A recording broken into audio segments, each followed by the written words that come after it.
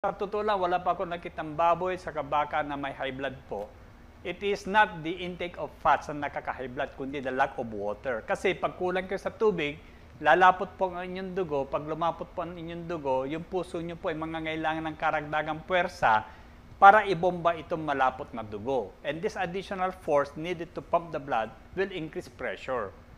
So, para makontrol yung blood pressure nyo, all you need to do is to maintain yung dilution, your blood nyo, na 80 to 90% water, yung dugo. Kasi kung malabnaw, mas relax po ang heart nyo, hindi ho kayo mag-high blood. And then, kung kayo po yung nag-high blood paminsan-minsan, that's normal po. Wala naman tao na normal po ang blood pressure the whole day. Kasi sometimes we are physically active and sometimes we have these emotions na nakaka-trigger po ng high blood. So, as I've been saying over and over again, ang pinakamagandang time to get your blood pressure is pagkagising sa umaga bago kayo bumangon. At yun po yung inyong totoong BP.